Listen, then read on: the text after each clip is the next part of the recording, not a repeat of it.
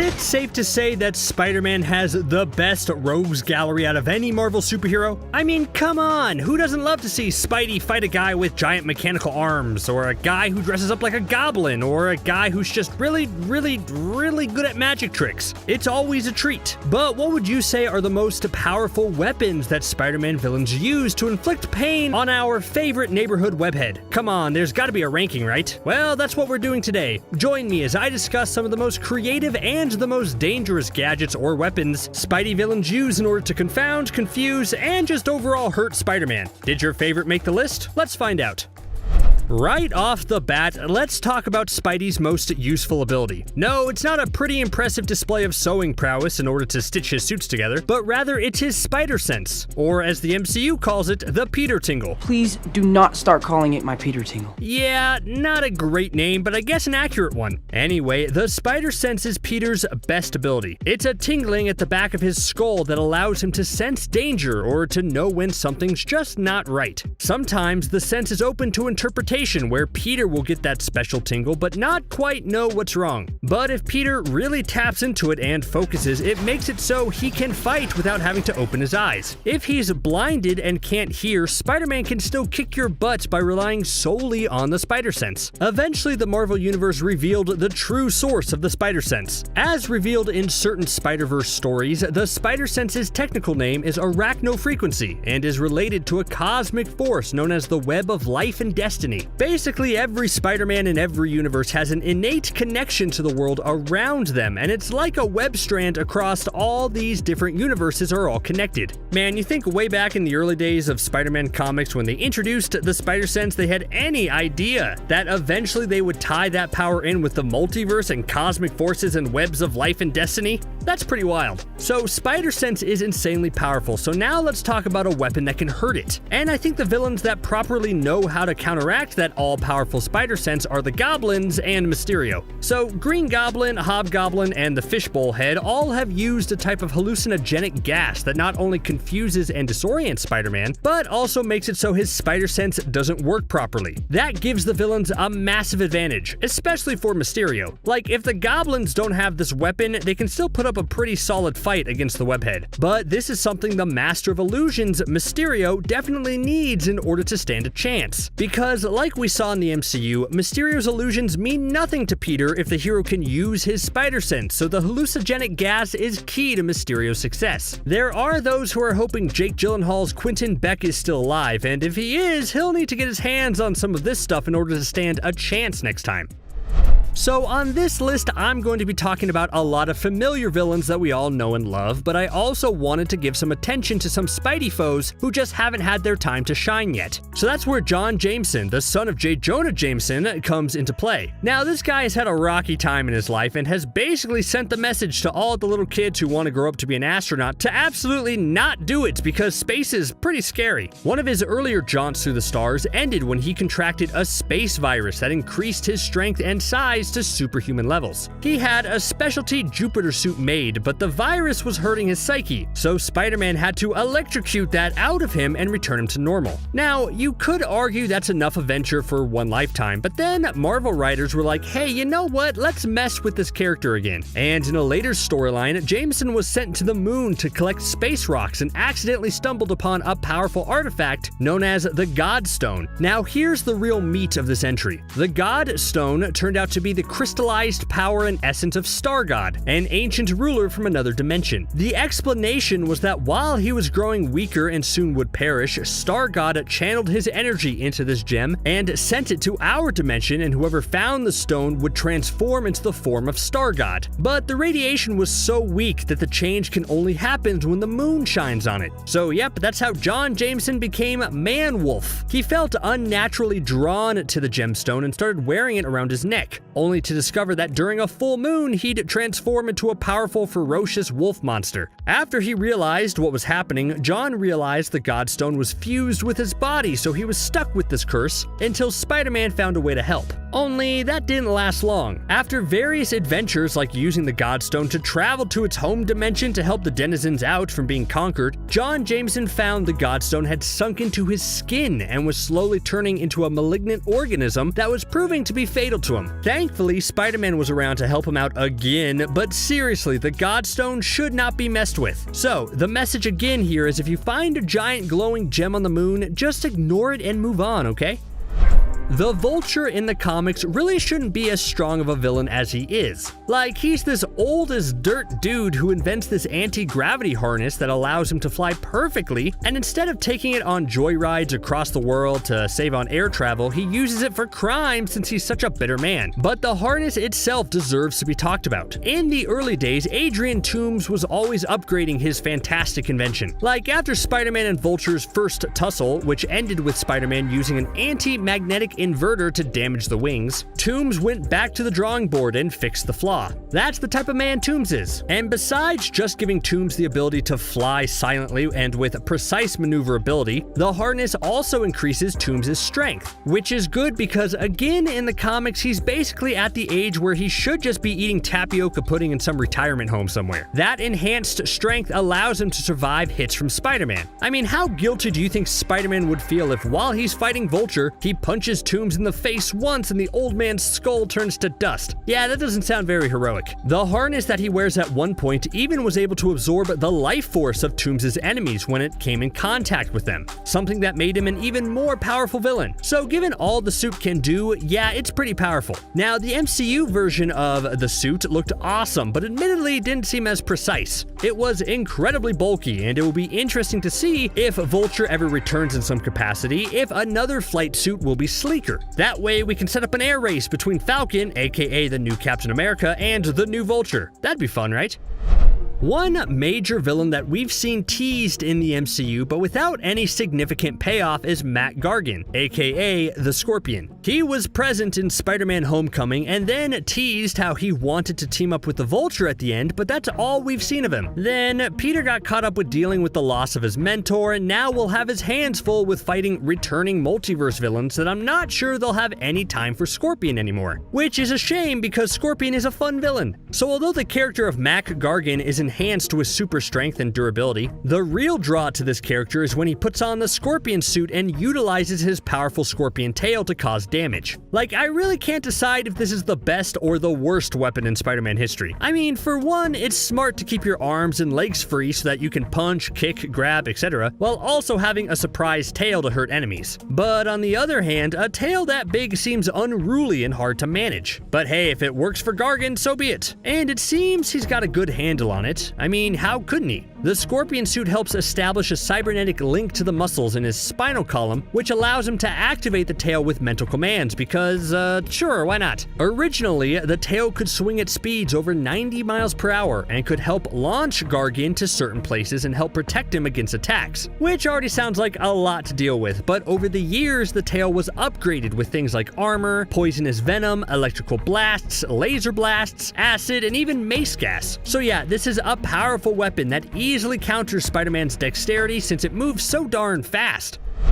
So in case it wasn't obvious, J. Jonah Jameson absolutely hates Spider-Man, and it was only a matter of time before he did something about it. He ended up employing Spencer Smythe to defeat Spider-Man, and this led to a long line of Spider Slayer robots that were created in order to bring the webhead down once and for all. So I think the Spider Slayers are dangerous because they just keep upgrading and evolving. Like, they started with simple designs created by Spencer Smythe, and the Slayers were sometimes piloted by J. Jonah Jameson himself. Over time, as each robot kept getting defeated, Smythe became more obsessed to create the perfect machine, and that led to him be fatally contaminated with radiation poisoning. After that, Spencer's son, Alistair, really stepped up the game, not only creating even more dangerous Spider Slayers, but also eventually using genetic experimentation to turn himself into a humanoid version of his robotic creations. But of course, Spider-Man stopped him as well. Overall, the Spider Slayers are just a nuisance and keep making life harder on Peter Parker. Like, every time he defeats one, he's just gotta know that a more powerful one will soon be at his doorstep. And he usually can't beat them in the same way twice. However, the Spider Slayer is destroyed or whatever weakness it shows, the next version will have fixed that flaw. What a hassle. One controversial villain that I'm not sure we'll ever see in any Spider-Man film is Dr. Miles Warren, aka the Jackal. He's responsible for one of the most controversial storylines in Spider-Man comics, but I'm not really here to discuss that. Instead, I want to devote time to the powerful and dangerous carrion virus. This started as a serum created by Warren that was developed from DNA samples taken from human donors in an effort to make the New Men, which are an artificial race of human-sized animals, look more like human beings. Good luck with that. But of course, something went wrong with the serum and turned the people who took it into basically living corpses, which is a little terrifying. This was a stepping stone for the carrion virus, and over the years, this biological weapon kept evolving into different, more dangerous strains. But something even crazier with this virus is that it led to the villain known as Carrion, who is basically like a walking, talking version of the virus come to life. This villain's power allowed him to decay organic material with a single touch, and even alter his density so that he could fly or phase through walls. All I'm saying is that if this happens in the real world in 2022, then I think that's game over for us guys. Call me, well, how's about Shocker? I've always found Shocker to be an underrated Spidey villain. Sure, the costume sometimes looks a little bit strange and silly, but I just don't think the villain gets enough credit. Maybe it's because one of the Shocker's names was Herman Schultz. I mean, with a name like that, you either become the assistant manager of a local bank or you become a supervillain. I'm sorry, those are the only two options. Yeah, Shocker usually isn't talked about in the same league as some of the other bigwigs in Spidey's rogue gallery, which is a real shame, because I think Shocker's Vibro Shock gauntlets are an incredibly powerful weapon. Also, maybe it's a branding thing, because when you hear Shocker, you expect some electroblasts, but that's not the case. The gauntlets can project a concentrated blast of air that vibrates at an intense frequency. This means that Shocker has both a solid long-range and short-range attack with his punches. It also means he can vibrate things in order to weaken the structural integrity, which doesn't sound that impressive, but imagine he uses the gauntlets against sides of buildings. Yeah, dangerous stuff. And the reason his suit looks so funny is that it's actually necessary. Anyone using the Shocker gauntlets usually deals with immense feedback that could seriously injure you, so the special suit makes them okay to use. And thank our lucky stars, we've had two Shockers already in the MCU. Sure, one was defeated easily and the other one was disintegrated, but hey, better than nothing. Alright, now we're getting into the heavy hitters. There's a reason why Doc Ock is one of Spidey's most formidable foes. Sure, Otto Octavius is a mad genius with an off-the-charts IQ, but he would really be nothing without his mechanical arms. It's a classic story. Scientist invents 4 tentacle-like arms to help him with science. People call him Dr. Octopus because they don't know how many arms an octopus has. Freak accident happens that establishes a mental link between the scientist and the now sorta sentient arms, and the rest is history. Yeah, if there was one mechanical-based weapon that Spider-Man could wish away forever, it would probably be these arms. They're an extreme nuisance to the webhead and really affect the fight. Like, by himself, Otto is just a kind of small, pudgy guy with a huge ego. One punch should really send him to the emergency room. But the arms provide a perfect barrier for all sorts of danger. They can instinctively block bullets, they're strong enough to rip people apart, and they're all over the place, so getting close to Otto with Spider-Man's natural agility and dexterity is often very difficult. There's been a few versions of the octopus arms throughout the years. Sometimes they're made from a titanium steel alloy that are powered by a small thermoelectric generator, and other times they're just made from adamantium. Either way, these are extremely dangerous to the webhead. Of course, I got to include the Goblin gear on here. After becoming infected with the Goblin formula, Norman Osborn went on a rampage as the Green Goblin. But it wasn't enough that he was now super strong and super crazy. No, he also went a step beyond and created a whole hodgepodge of new weapons to ruin Spider-Man's day. Like everything in the Green Goblin's arsenal just gives Spidey a major headache. The Goblin glider is a sleek and stylish way to move around the city, you know, as long as Norman doesn't impale himself with it. But in his little utility belt, he has all sorts of gizmos and gadgets like explosive pumpkin bombs, razor bats, electro gauntlets, and so much more. Plus, he created safe houses all around the city that stores all these dangerous weapons so anyone could just stumble across them. I'm looking at you, Hobgoblin. Okay, even though the symbiotes are living things, I do think they're the absolute most powerful weapons against Spider-Man. The main reason is, of course, Venom, who spent time as Spidey's suit and developed an unhealthy bond with him. But this connection they formed made it so that Venom doesn't set off Spider-Man's spider sense. Peter Parker's biggest advantage in a fight is now gone against an opponent who's arguably stronger and faster than him. So that's really unfortunate. If that wasn't enough, when Venom had his offspring Carnage, who was even stronger than both Spider-Man and Venom, that red symbiote also inherited the ability to not set off the spider sense. So yeah, symbiotes are probably the most dangerous weapon you can use against Spider-Man because they'll know the inner workings of Spider-Man's psyche and are oftentimes quite evil. That's a bad combination right there. 2021 is gonna end with a bang now that we know that Alfred Molina is returning as Doc Ock in Spider-Man No Way Home. So now that we're revisiting Spidey villains, I think it's the perfect time to decide who his #1 bad guy truly is. Now you're the Shocker. Hi. He's been a mainstay as a Spider-Man villain for years, but that hasn't always been a good thing. The villain has high-tech gauntlets with vibroshock units. Those often are shown to be able to generate massive amounts of power capable of obliterating a street. While he has bested Spider-Man many times over the years, there's no denying that the character has also been made into something of a joke. In one of the video games, he was literally taken out with one hit. You brought this on yourself. Literally. And in the MCU, he was terminated by his boss without any ceremony, only to be immediately replaced. Ouch. His inclusion in the superior foes of Spider-Man has made light of this loser image, and shown he still has some untapped potential. Adrian Toomes is one of the oldest Spider-Man villains of all time. I mean that in two different ways here. For one, he appeared in The Amazing Spider-Man #2. He's also the oldest villain to fight Spider-Man. The geriatric bad guy took to the skies to become a thief that only Spider-Man could catch. From there, he's remained a regular threat in Peter's life, concocting plans like stealing his youth, faking his own demise, and joining the Sinister Six. Though somehow none of these were quite as terrifying as the movie Vulture, who was just Peter's girlfriend's dad. That is a unique kind of terror. I mean, it's Michael Keaton, so come on. Sometimes a cool party trick and some serious spycraft is all you need to become a supervillain. That's the deal with the Chameleon. This villain is able to change his appearance like he invented those face masks from Mission Impossible. He's managed to use this skill to get Peter in all kinds of trouble over the years. Hiding as a nice old lady? Really?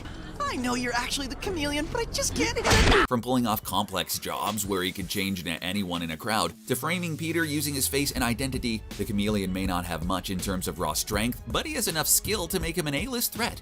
It doesn't hurt that his brother, Kraven the Hunter, also teams up with him from time to time. They've practically made this villain stuff a family business. Every Spider-Man fan has at least one villain that really resonated with them, even if they didn't resonate with everyone else. For me, that villain was the Spider-Man doppelganger. During the Infinity War comic book series, a villain named Magus created a terrifying take on Spider-Man that reduced Peter to the horrifying, inhuman aspects of his character. This six-armed, mindless beast serves as a grim reminder of the type of monster Peter was lucky to not have become. There have been multiple attempts at showing off horrifying alternate Spider-Man concepts, such as the Spider-Man, which is just a living combination of hundreds of spiders, but Spider Doppelganger is the most striking and deadly. Vermin is one of those Spider-Man villains who's never broken it big, but never needs to. Originally a Captain America villain, Vermin is another character who's given the enhanced powers of an animal. For him, that animal is a rat. Ew. This makes Vermin, as depicted in Kraven's Last Hunt, a terrifying, desperate monster, not that dissimilar to Gollum from Lord of the Rings. He's shown living in the sewers where he survives by capturing and cannibalizing other people. While most Spider-Man villains are pulpy, comic book villains with colorful costumes and zany powers, Vermin is a disgusting embodiment of human depravity, and one of the franchise's most gruesome antagonists to date. Plus, rats are just icky. Spider-Man has a ton of mid-level gangster bad guys like Hammerhead or the Enforcers. The one who I think takes the cake is none other than Tombstone. This psychotic gangster with super strength and nigh invulnerable skin has plagued Spider-Man for decades, with constant attacks on the other gangs that Spidey has found himself in the middle of. While there are many villains who stroke sympathy, Tombstone is just an evil dude who has no loyalty to anyone but himself. He's a monster who probably happier breaking Spider-Man's bones with his bare hands than anything else in the world. How have we not seen Kraven the Hunter on the big screen? While many Spider-Man villains are high-concept bad guys with complicated powers, Kraven is just a master big game hunter who became obsessed with hunting Spider-Man down. And he's a master acrobat. He's highly skilled using dozens of weapons and combat styles. Each time Kraven loses a fight, he trains harder and harder until he believes he's worthy of finishing the hero for good. This is played out in some of Spidey's greatest comics. Kraven's best story so far, Kraven's Last Hunt, sees him seemingly succeed in taking Spider-Man out, only to become obsessed with becoming Spider-Man himself. That would make for a great movie, Marvel. Just saying. The Lizard is in many ways a villainous take on the Incredible Hulk. Like Bruce Banner, Kirk Connors was a well-meaning scientist who only wanted to make the world a better place. For him, he wanted to use lizard DNA to find out a way to regrow human limbs. Unfortunately, also like Banner, this experiment turned him into a monster that he had no control over. The lizard became the ultimate personification of Connors' cold-blooded lizard brain. He's the ancient predator living inside all of us. This has gotten more terrifying over the years, as the lizard has shed the Connors persona entirely, or when Kurt's mind was trapped in the lizard's body. Morbius is another great example of the tragic Spider-Man villain. When Michael Morbius was experimenting with bat DNA, he unwittingly turned himself into a blood-sucking vampire. This made him into a reluctant villain who had no choice but to attack others to sustain himself. This made him a great Spidey villain because he can see this being Peter in a different universe. He was just lucky he got bitten by a spider and not a bat. As great as the real Morbius is, I will always have a soft spot for the censored version from Spider-Man the Animated Series. For some reason, they thought that a vampire who sucked out your plasma through these tiny mouths on his hands wouldn't be as scary. They were very wrong about that. We'll see if the Jared Leto Morbius tops them both. If we ever actually get to see the movie, that is. Mysterio is one of those villains who became a surprise fan favorite. The Wizard of Oz-esque magician phony could have easily been a one-off, but he's been continued to hound Parker for decades, most recently on the big screen to great success. It's kinda crazy how accurate the MCU was able to pull off Mysterio. A fishbowl-headed supervillain who uses movie magic to confound Spider-Man into a wide array of traps is not an idea that's easily translated in a comic-accurate way. I've gotta hand it to them though, because Far From Home perfectly captured the menacing Quentin Beck and his illusions. While most villains try to beat Spidey to a pulp, Quentin is the one who settles for messing with his very perception of reality itself. Plus, let's be honest, Gyllenhaal just killed it.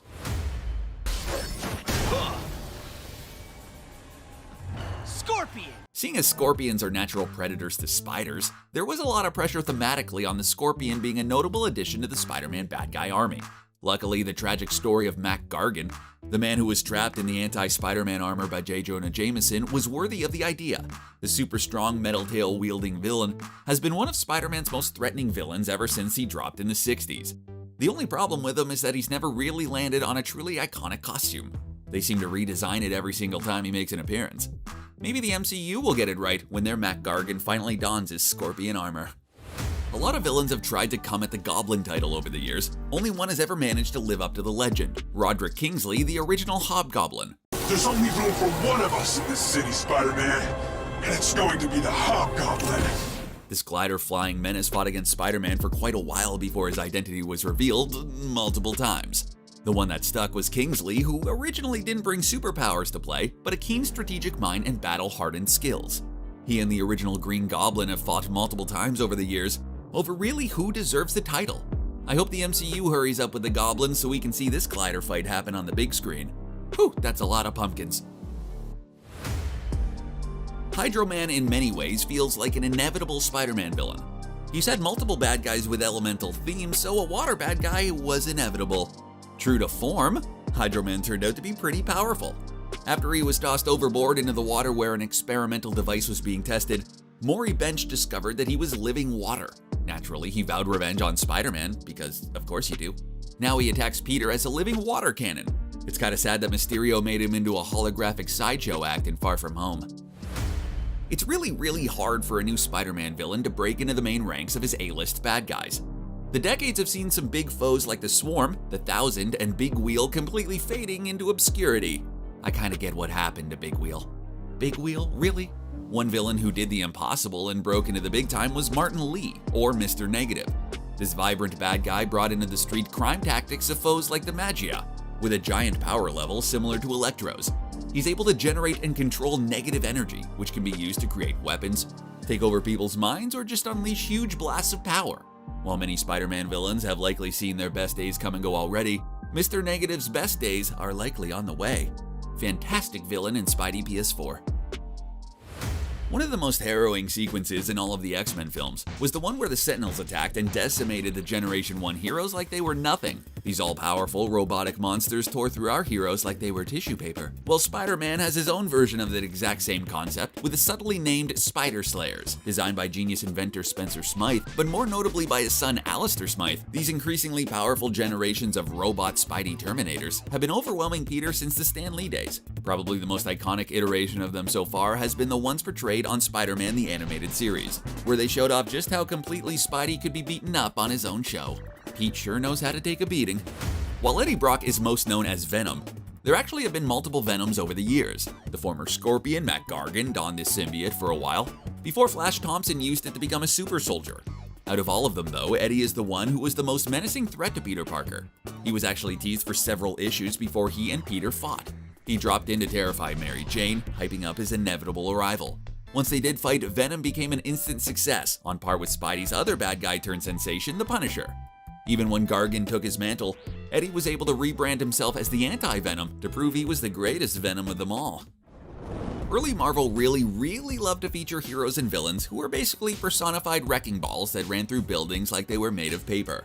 You've got the Incredible Hulk, the Unstoppable Juggernaut, and of course, the Rhino. This charging monster has been one of the mainstays of Spider-Man comics for an obvious reason. Every time they fight, it really does look like the scrawny Peter Parker is going to be flattened by Rhino at any moment. Even in the latest Spider-Man Miles Morales video game started with an extended chase sequence with both Spider-Man after Rhino after he tore through the city like an unstoppable bulldozer. If only he didn't have about the same level of intelligence as a bulldozer, he probably would be unstoppable. Not every Spider-Man villain's power has to do with superpowers, gadgets, or scientific genius. There's one Spider-Man villain that proves just how threatening institutional power can be. Wilson Fisk, aka the Kingpin, is a criminal mastermind who can manipulate the crime lords, governments, and supervillains of New York to his cause. He might be more known for his epic showdowns with Daredevil, but it was originally Spider-Man who was his superhero enemy. What's most incredible about Fisk is how he's able to come out of pretty much any situation where he's humiliated and defeated publicly, only to regain the public's trust again and again. I mean, after decades of being an infamous supervillain, Wilson Fisk recently became the mayor of New York. Somehow I don't see the Rhino pulling that off. All of the best Spider-Man villains are the ones whose powers directly conflict with Peter's skill set. Sandman is the one go-to bad guy example of this. I mean, Spider-Man is all about the punches and kicks and webs, which are worthless against the guy who's made of sand. Not only that, but Sandman is also able to morph his body into any weapon he can think of, turning him into a constant shape-shifting monster that Peter only has seconds to adapt to. Whoa! Talk about split personality. Spider-Man 3 was a movie that didn't really get a lot right, but the chilling sequence where the true horror of Sandman's existence is spelled out is one of the best moments in the franchise. It shows his sadness, rage, and existential horror that pushes Sandman to become one of the fiercest villains Peter has ever faced. There are several Spidey villains who have complex powers and evil inner workings that aren't readily apparent until you understand their decades of history with the Wallcrawler. Then there's Electro, who makes himself pretty clear within seconds of meeting him. Whether it's in the comics, a TV show, a movie, or a game, Electro is one of those villains who provides an instant jolt to Spidey's story with control over electricity. Seeing as Spider-Man is a hero who usually relies on coming in close to beat up his bad guys while he mocks them, each punch would hurt Spidey as much, if not more, than it would hurt him. This means that in every fight the two share, Peter is forced to use his genius mind to develop new weapons, strategies, or environmental advantages to take Electro down. He's the one who pushes Peter to his limits faster than any other villain in our rogues gallery.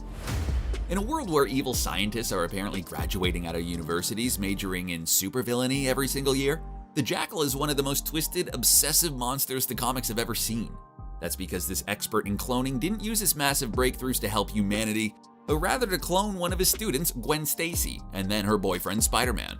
This has led to one of the most psychologically shattering stories, where Spider-Man is forced to grip with the possibility that he might not actually be the real Spider-Man after all, but a clone instead.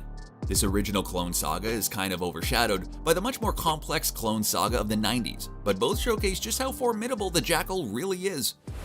The Green Goblin is one of those legendary comic book villains. Norman Osborn was the first pick for a Spider-Man movie villain, and for a reason. The insane glider-flying evil genius is responsible for some of Spidey's most iconic moments of misery. Most notably, Green Goblin was responsible for taking the life of Peter's girlfriend, Gwen Stacy. This was a moment that shocked comic book readers forever, and proved that Spidey was ready for a new level of maturity. Norman is also a major threat by himself, who's led his own version of the Avengers, the Dark Avengers, and invaded Asgard.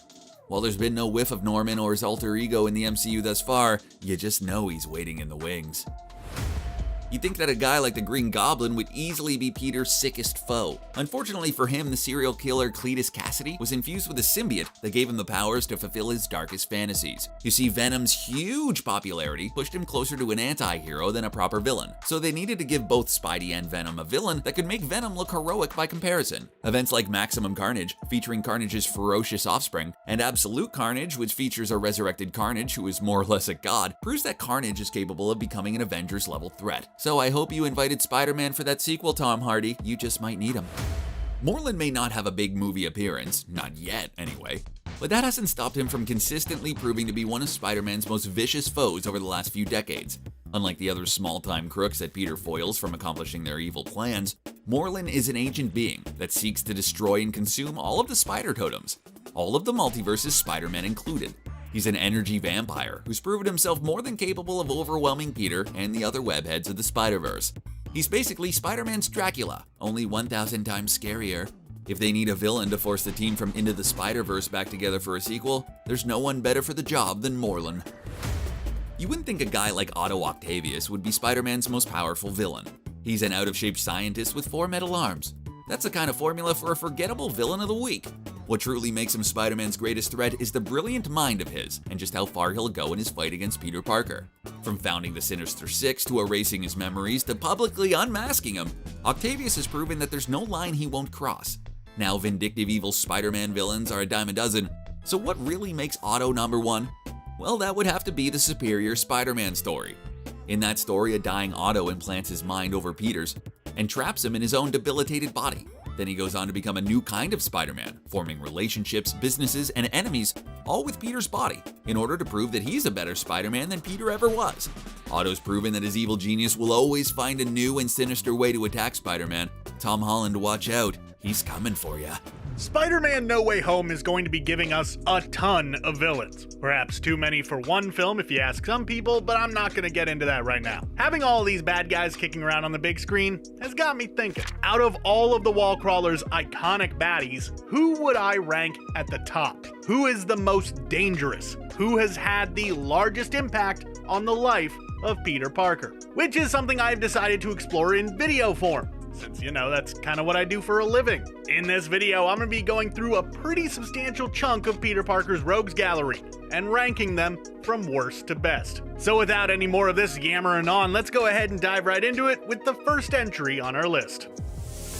Let's start this off with a character whose very existence answers the question of what would happen if you were to take your basic, low-level goon and give them superpowers. You'd get the Sandman.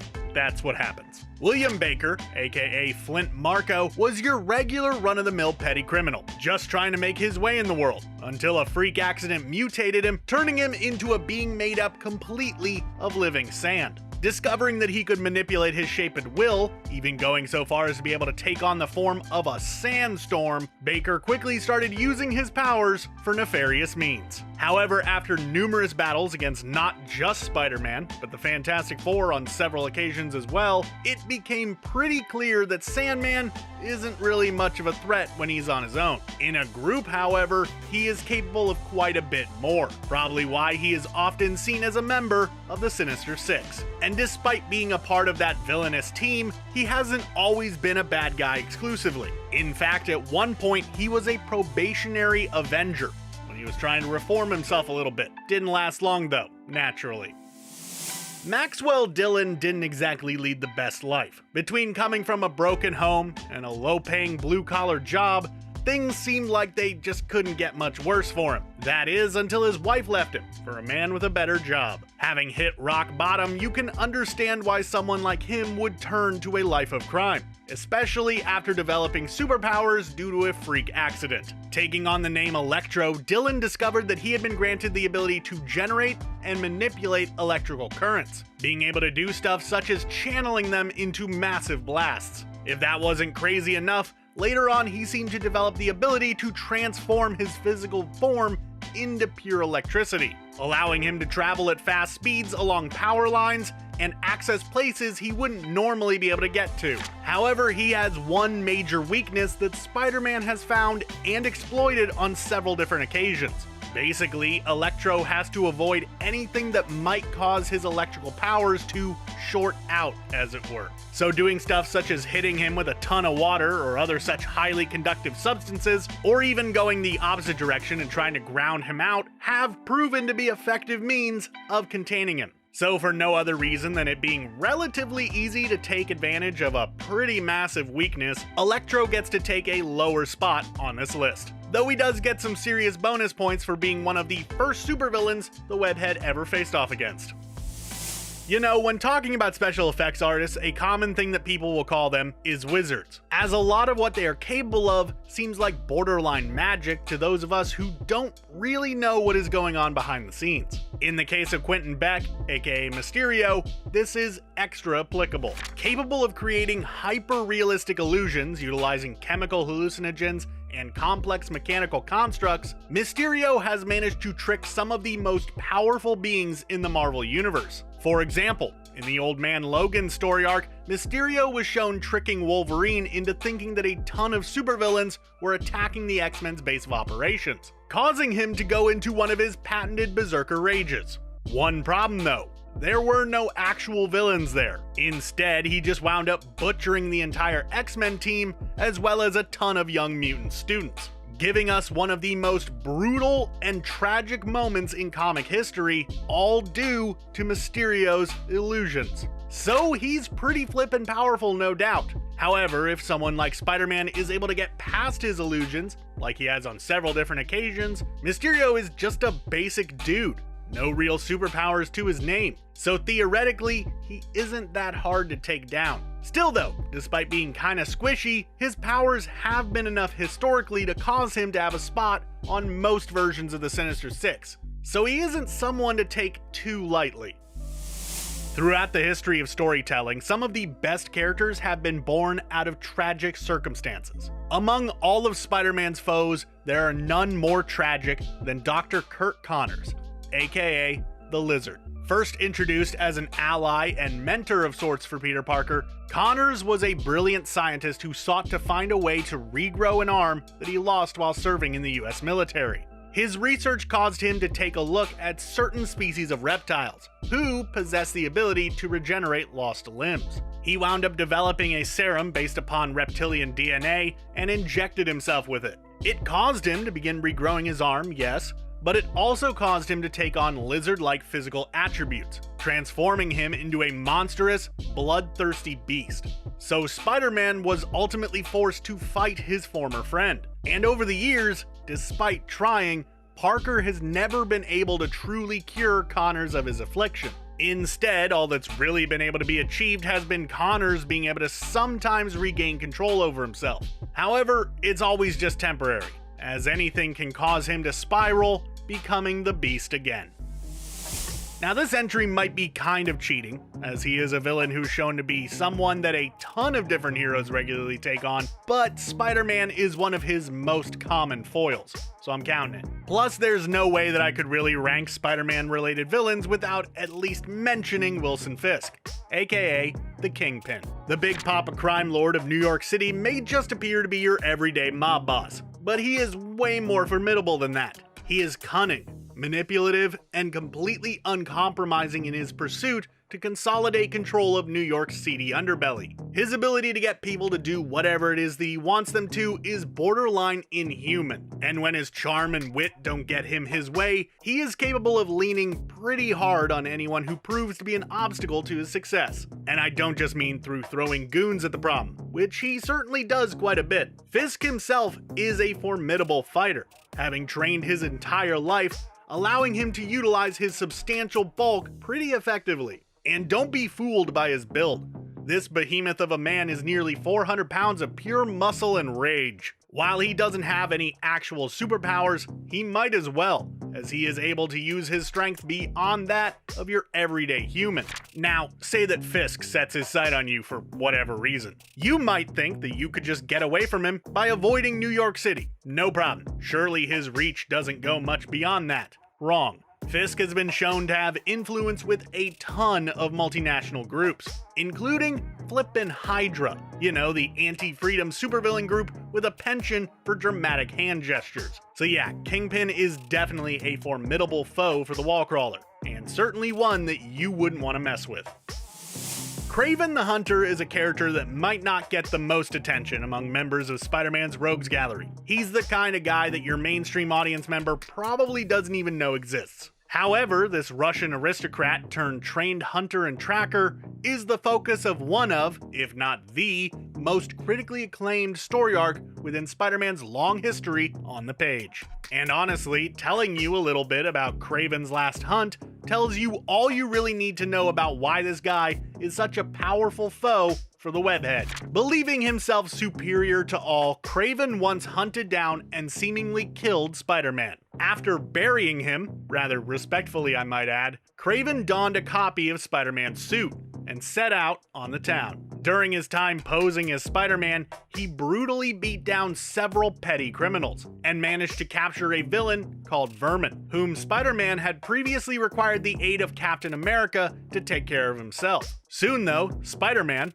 who had actually just been tranquilized by Kraven, awoke and dug himself out of the grave that he had been put in. He then confronted Kraven, who didn't put up any kind of resistance. He explained to the webhead that he had proven that he was above all others, proved that he was even a superior Spider-Man, so he had nothing left to fight for. He had won. He then released Vermin, whom Spider-Man was forced to chase down, leaving Kraven alone. After that, Kraven penned a note confessing what he had done to the Wallcrawler and took his own life, feeling that there was nothing else left for him to do. It was a shocking and dark storyline to be sure, but it does a lot to show you the kind of man that Kraven is. Or I guess was, because, you know. Alright, look, you knew that Venom was going to make his way onto this list sooner or later. Sure, this black goo monster that used to serve as a fancy suit for Spider-Man before they had a rather violent falling out has proven over the last 2 decades or so that he is far more interested in being a hero, or at the very least an anti-hero, than he is being a villain. But he is still considered a member of Spider-Man's Rogues Gallery, so he is valid to put on this list. Possessing nearly all of Peter Parker's special abilities, plus greater strength and the versatility of the alien symbiote, which comes with the added bonus of being completely invisible to Parker's spider sense somehow, Venom is a formidable foe. On top of that, his knowledge of Parker's secret identity has also allowed him to attack Spider-Man in much more personal ways than almost all of his other villains. So despite the fact that Venom and Spider-Man have come to develop somewhat of an uneasy truce over the years, their shared history has made it so that the two will more than likely never trust each other fully.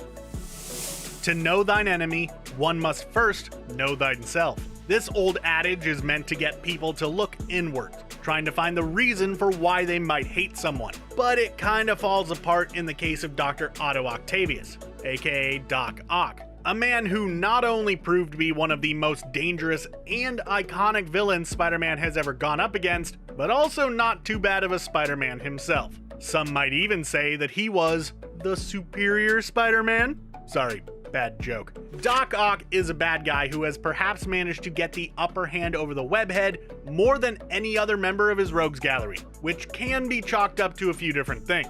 First and foremost is the fact that the guy is a certified genius. Before he turned to a life of crime and became the Octopus, Octavius was a gifted researcher and scientist. In fact, the fancy arms he is famous for were developed and built by himself, and he has used this intellect to enact some extremely devious schemes, such as the time that he managed to switch bodies with Parker, trapping him in a frail and dying body while Otto went on to take over as Peter Parker, becoming a more ruthless and efficient version of Spider-Man. And we also cannot forget that Octavius was the one who initially founded the Sinister Six, the supervillain group who has given Peter Parker more trouble than any other supervillain team ever. Taking all of this into consideration and combining with it the fact that he is such a beloved character among fans everywhere, how could I not put Octavius this high on the list? Heck, he probably honestly would have been number 1 if not for the sheer power of the 2 remaining entries.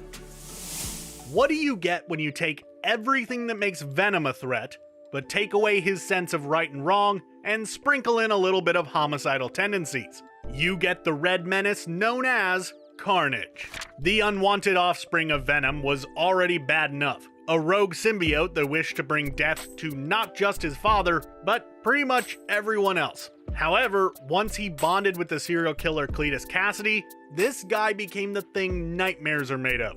Since his first appearance in Amazing Spider-Man number 345, Carnage has cut a bloody swath through the Marvel Universe, causing so much death and destruction that he has on numerous occasions served as the catalyst that has caused Spider-Man and Venom to put aside their differences and work together, which is no small feat. However, there is one villain that has managed to make a large enough impact in the life of Peter Parker to rank even higher than the nightmare that is Carnage. But don't worry, we aren't totally done with the Red Menace just yet.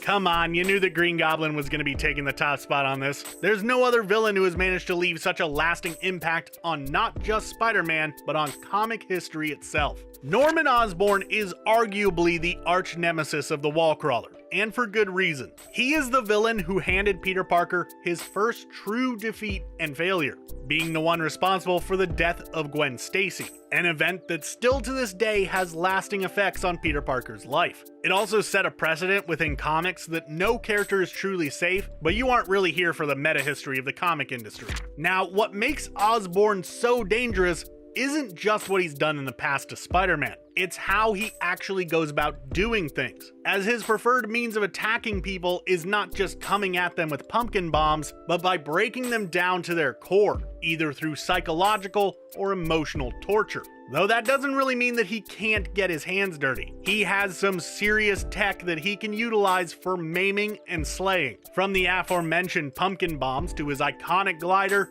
to hallucinogenic toothpaste. And remember how I said we weren't done with Carnage yet? Well, Osborn once bonded with the Crimson Symbiote, becoming perhaps one of the most horrifyingly powerful foes Spider-Man has ever gone up against, the Red Goblin. For that fact alone, Goblin would get this spot on the list. But when you couple all of that with his history, he is more than deserving of the #1 ranking. Hey there everybody, I'm John Algetz. I made this video, and I want to know what you think. How would you rank the Spider-Man villains? Let me know in the comments below or shoot me a response over on Twitter. I'd love to hear from you. Thanks for watching and be sure to subscribe to CBR for more great videos just like this in the future.